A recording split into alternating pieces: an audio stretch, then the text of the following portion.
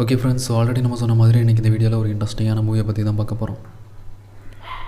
So இந்த video பார்க்குறவங்களுக்கு fantasy ரிலேட்டடான ரொம்ப எமோஷ்னலாக இருக்கக்கூடிய மூவிஸ் அதிகமாக பிடிக்கும் அப்படின்னா இந்த வீடியோவை ஸ்டார்டிங் டு எண்டிங் வரைக்கும் ஃபுல்லாக பாருங்கள். 2017 வந்த ஒரு கொரியன் ஃபேண்டசி மூவியை பற்றி தான் இந்த வீடியோவில் பார்க்க போகிறோம். இந்த மூவி பார்த்திங்கன்னா 2 பார்ட் இருக்குது. இதோட ஃபஸ்ட்டு பார்ட்டோட ஃபுல்லாக எக்ஸ்ப்ளனேஷன் அண்ட் ரிவ்யூ தான் இந்த வீடியோவில் ஷார்ட்டாக பார்க்கலாம். இதை பார்த்துட்டு உங்களுக்கு இந்த மூவி ஓகேவாக இருந்துச்சுன்னா நீங்கள் ட்ரை பண்ணி பார்க்கலாம். ஆக்சுவலாக இது டப்பிங் எதுவுமே இல்லை, நீங்கள் சப்டைட்டில் யூஸ் பண்ணி பார்த்துக்கலாம், இங்கிலீஷ் சப்டைட்டில் யூஸ் பண்ணி. ஸோ அதுக்கு முன்னாடி இதே மாதிரி இன்னும் இன்ட்ரெஸ்டிங்கான நிறைய வெரைட்டியான மூவிஸ் உங்களுக்கு வேணும் அப்படின்னா நம்மளோட சேனலை சப்ஸ்கிரைப் பண்ணி இந்த வீடியோக்கு லைக் பண்ணிட்டீங்கன்னா அடுத்தடுத்த வீடியோஸ் மேக் பண்ணால் இன்னும் கொஞ்சம் பூஸ்டப்பாக இருக்கும். ஸோ ஆல்ரெடி சொன்ன மாதிரி இன்றைக்கி இந்த வீடியோவில் அலாங் வித் காட்ஸ் 2 வேர்ல்ட்ஸ் அப்படிங்கிற மூவியை பற்றி தான் பார்க்க போகிறோம். இப்போ ஹீரோ ஹெல்லுக்கு போயிட்டு அங்கே இருக்கக்கூடிய கடவுள்கள் கிட்ட ரிக்வெஸ்ட் பண்ணுறாரு, எனக்கு இன்னொரு சான்ஸ் கொடுங்க, நான் வாழணும் அப்படின்னு சொல்லிட்டு. அங்கே இருக்கக்கூடிய ஏஞ்சல்ஸும் ரெக்கமெண்ட் பண்ணதுனால அந்த காட்ஸும் ஹீரோக்கு இன்னொரு சான்ஸ் கொடுக்க அக்செப்ட் பண்ணிக்கிறாங்க. அதுக்கு முன்னாடி எங்களோட இந்த ஹெல்லில் வரிசையாக ஒரு 7 ஹெல்ஸ் இருக்கும். நீ ஒரு ஹெல் வழியாக போயிட்டு அந்த 7 ஹெல்ஸையும் தாண்டி வந்துட்டேன் அப்படின்னா நல்லவனால் மட்டும்தான் அதை தாண்டி வர முடியும். அப்படி நீ வந்துட்டேன் அப்படின்னா உனக்கு பூமியில் வாழ்கிறதுக்கு இன்னொரு சான்ஸ் கொடுக்குறோம் அப்படின்னு சொல்லிட்டு சொல்கிறாங்க. இப்போ ஹீரோவுமே அந்த ஏஞ்சல்ஸ் கூட ட்ராவல் பண்ணுறாரு. அந்த ஏஞ்சல்ஸுமே ஹீரோக்கு எப்படி அது ஹெல்ப் பண்ணணும் அப்படின்னு சொல்லிட்டு அந்த ஹெல்ஸ் வழியாக கூட்டிகிட்டு போகிறாங்க. ஒரு ஹெல்லுமே பார்த்திங்கன்னா ரொம்ப டேஞ்சராக இருக்கும். சிலதில் ரொம்ப பயங்கரமான அனிமல்ஸ் இருக்கும், க்ரீச்சர்ஸ் இருக்கும், அப்புறம் ஃபுல்லாக நிறைய ட்ராப் செட் பண்ணி வச்சுருப்பாங்க. அந்த மாதிரி ஒரு வழியாக பார்த்திங்கன்னா ஹீரோ அந்த ஏஞ்சல்ஸ் கூட அவங்க பண்ண ஹெல்ப்பால் அந்த 7 ஹெல்ஸையுமே தாண்டி வந்துடுறாரு. இப்போ அந்த கடவுள்கள்கிட்ட வரும்போது அந்த கடவுள்கள் உனக்கு இன்னொரு சான்ஸ் தர முடியாது, மன்னிக்க முடியாத அளவுக்கு ஒரு பெரிய தப்பு பண்ணியிருக்கா அப்படின்னு சொல்கிறாங்க. ஸோ அது என்னென்னு காட்டுவாங்க ஒரு சின்ன சீன். ஹீரோ சின்ன வயசாக இருக்கும்போது அவங்க அம்மாவால் பேச முடியாது. அதனால் அவனுக்கு அவங்க அம்மா ப்ளஸ் அவனோட ஒரு பிரதர் மட்டும்தான். அவங்களுமே ஸ்ட்ரீட்டில் சின்னதாக ஸ்ட்ரீட் ஃபுட் சேல் பண்ணி தான் இது பண்ணுவாங்க. ஒரு நாளைக்கு அவங்க மேலே இருந்த கோவத்தில் ஹீரோ அவங்களோட மம்மியை கொலை பண்ண ட்ரை பண்ணுவான். ஆனால் அவங்களுக்குமே இது தெரியும். ஆனால் எதுவும் பண்ணாமல் பாதியிலேருந்து அந்த இடத்த விட்டு போயிடுவான். அந்த சீனை காட்டுவாங்க. ஸோ இதனால் உனக்கு மன்னிப்பு தர முடியாது, உனக்கு ஹெல்லு தான் அப்படின்னு சொல்லி அந்த கடவுள்கள் எல்லாமே சொல்கிறாங்க. ஆனால் அதுலேருந்து ஹீரோக்கு ஹெல்ப் பண்ணிடுவாங்க. பிகாஸ் அவங்க மம்மிக்கே அது தெரியும் அப்படிங்கிறதுனால ஹீரோவை பார்த்தீங்கன்னா இன்னொரு சான்ஸ் கொடுப்பாங்க கிளைமேக்ஸில். பிகாஸ் அந்த ஏஞ்சல்ஸ் பார்த்திங்கன்னா அதை ப்ரூவ் பண்ணிடுவாங்க. ஒரு எமோஷ்னலான மூவி. இந்த மூவி பார்க்கும்போது சில இடத்துல ரொம்ப எமோஷ்னல் ஆகுவீங்க. கண்டிப்பாக ட்ரை பண்ணி பாருங்கள். ஒருத்தான ஒரு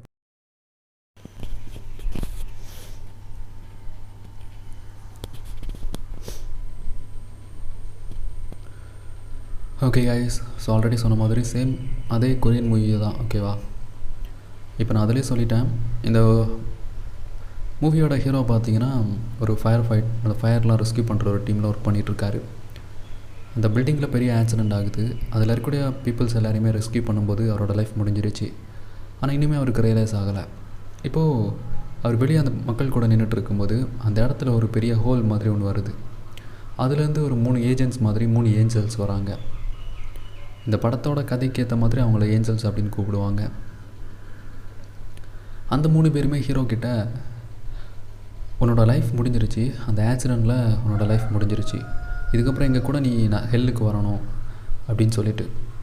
அதை கேட்டதும் ஹீரோ பயங்கரமாக சிரிக்கிறாரு. அவர் இன்னுமே நம்பலை. இப்போ என்ன பண்ணுறாரு அப்படின்னா அங்கே இருக்கக்கூடிய எல்லாருக்கிட்டையுமே பேச ட்ரை பண்ணுறாரு.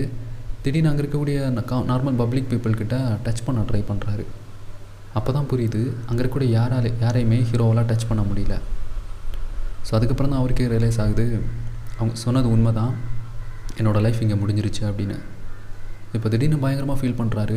என் லைஃப்பில் யாருக்குமே நான் எந்த தப்பும் பண்ணதில்லை, எதுக்காக எனக்கு இந்த மாதிரி நடந்துச்சு அப்படின்னு சொல்லி.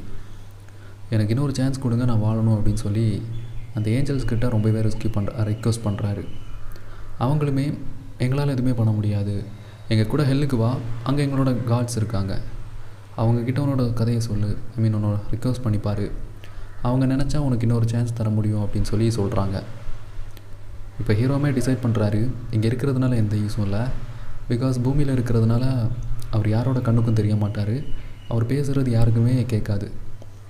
சரி நம்ம அங்கே போகலாம் அப்படின்னு சொல்லிட்டு அந்த பீப்புள் கூட அந்த ஏஞ்சல்ஸ் கூட ட்ராவல் பண்ணுறாரு.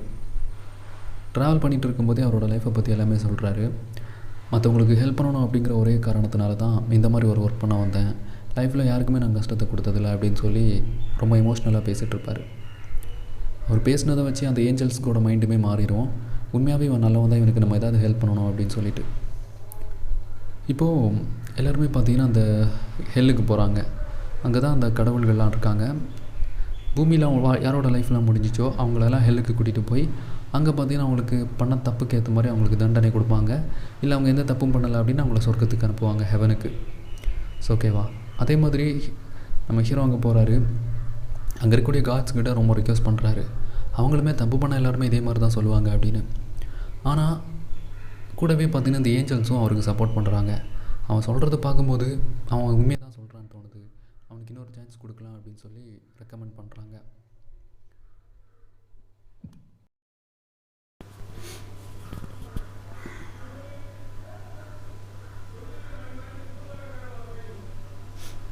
ஓகே காய்ஸ், ஸோ எனக்கு இந்த வீடியோவில் அதை பற்றி பார்க்க போகிறோம் அப்படின்னா ஒரு சில இன்ட்ரெஸ்டிங்கான மூவிஸ் தான். ஓகேவா? ஸோ எல்லாருக்குமே தெரியும், தொடர்ந்து நம்ம சேனலில் நிறைய பேர் கமெண்ட் பண்ணிகிட்டு இருந்தீங்க எங்களுக்கு இந்த மாதிரி ஃபேண்டசி ரிலேட்டடான படங்கள் வேணும் அப்படின்னு சொல்லிட்டு. ஸோ அதனால தான் ஒரு செம இன்ட்ரெஸ்டிங்கான ஃபேண்டசி ரிலேட்டடான ஒரு மூவியை கொண்டு வந்திருக்கோம். கண்டிப்பாக அந்த படம் எல்லாருக்குமே பிடிக்கும்னு நம்புகிறேன். வீடியோ ஃபுல்லாக பாருங்கள். பார்த்துட்டு உங்களோட ஒப்பீனியன் என்ன அப்படிங்கிறத கமெண்ட்டில் மென்ஷன் பண்ணுங்கள். ஸோ நானுமே தெரிஞ்சுக்கிறேன் உங்களோட மைண்டில் என்ன இருக்குது அப்படின்னு சொல்லிட்டு. இந்த வீடியோவில் நீங்கள் கேட்ட மாதிரி ஒரு வித்தியாசமான ஃபேண்டசி ரிலேட்டடான சீன்ஸ்லாம் அதிகமாக இருக்கிற, மெயினாக ரொம்ப எமோஷ்னலாக எல்லாருக்கூடையுமே கனெக்ட் பண்ணக்கூடிய ஒரு படத்தை பற்றி தான் வீடியோவில் பார்க்க போகிறோம். ஸோ இந்த மூவி எல்லாருக்குமே கண்டிப்பாக ரொம்ப பிடிக்கும்னு நினைக்கிறேன். ஸ்டார்டிங் டு எண்டிங் வரைக்கும் ஃபுல்லாக பாருங்கள். நீங்கள் ஸ்பெண்ட் பண்ணுற டைமுக்கு செம ஒர்த்தியான ஒரு மூவியாக இருக்கும். ஓகேவா? ஸ்டார்ட் பண்ணலாம். இந்த வீடியோவில் பார்க்க போகிற மூவி பார்த்திங்கன்னா ஒரு கொரியன் மூவி தான். ஸோ இது பார்த்திங்கன்னா ஆக்சுவலாக 2017 வந்த ஒரு கொரியன் மூவி. கொரியன் மூவிஸ் அப்படின்னாலே எல்லாருக்குமே ரொம்ப பிடிக்கும் காய்ஸ். கண்டிப்பாக யாருமே அதை மிஸ் பண்ண மாட்டோம். அதே மாதிரி ஒரு இன்ட்ரெஸ்டிங்கான கொரியன் மூவியை பற்றி தான் இந்த வீடியோவில் இன்றைக்கி ஃபுல்லாக பார்க்க போகிறோம். ஓகே, ஸ்டார்ட் பண்ணலாமா? இந்த வீடியோவில் பார்க்க போகிற கொரியன் மூவி பார்த்திங்கன்னா along with gods the two world அப்படிங்கிற ஒரு மூவி. இந்த மூவியோட ஸ்டார்டிங் பார்த்திங்கன்னா ஒரு சிட்டியை காட்டுறாங்க. அந்த சிட்டியில் ஒரு பெரிய பில்டிங் இருக்குது. அந்த பில்டிங்கில் திடீர்னு ஒரு பெரிய ஃபயர் ஆக்சிடெண்ட் மாதிரி ஆகுது. இப்போது அந்த ப்ராப்ளத்தை சால்வ் பண்ணுறதுக்கு அங்கே நிறைய ஃபயர் ஃபைட்டர்ஸ்லாம் வராங்க. அவங்க வந்து உள்ளே இருக்கக்கூடிய பீப்புள்ஸில் அதையுமே ரெஸ்கியூ பண்ணி வெளியே கூட்டிகிட்டு போகிறாங்க. இன்னும் ஒரு பக்கம் பார்த்திங்கன்னா அந்த ஃபயரை கண்ட்ரோல் பண்ணிகிட்ருக்காங்க. இந்த மாதிரி நடந்துகிட்டு இருக்கும்போது நம்ம ஹீரோவையும் அந்த இடத்துல காட்டுறாங்க. ஹீரோ என்ன பண்ணுறாரு அப்படின்னா அந்த பில்டிங்குள்ளே இருக்கக்கூடிய இன்னசென்ட் பீப்புள் எல்லாரையுமே ரெஸ்கியூ பண்ணிகிட்ருக்காரு பேக் டு பேக். அப்படி ரெஸ்கியூ பண்ணிகிட்டு இருக்கும்போது அங்கே நடந்த ஒரு சின்ன ஆக்சிடெண்ட்டில் அவரோட லைஃப் அங்கேயே முடியுது. ஆனால் இது ஹீரோக்குமே இன்னும் ரியலைஸ் ஆகாது என்னோடய லைஃப் இன்னும் முடிஞ்சிடுச்சு அப்படின்னு. அவரோட அந்த இடத்த விட்டு வெளியே வந்து அங்கே இருக்கக்கூடிய மக்கள் எல்லாருக்கிட்டையுமே கேட்டுட்ருப்பார், எல்லாருக்குமே ப்ராப்பராக இருக்கீங்களா அப்படின்னு சொல்லிட்டு. ஆனால் அவர் கேட்குற அந்த கொஸ்டினுக்கு அங்கே இருக்கக்கூடிய யாருமே எந்த பதிலும் சொல்ல மாட்டாங்க. ஸோ எல்லாருமே சைலண்டாக இருப்பாங்க. ஹீரோக்குமே பயங்கர ஷாக்காக இருக்கும், ஏன் யாருமே எந்த ரெஸ்பான்ஸும் பண்ணலை அப்படின்னு சொல்லிட்டு. இப்போது இதுக்கு அடுத்து சில ஃபேண்டசி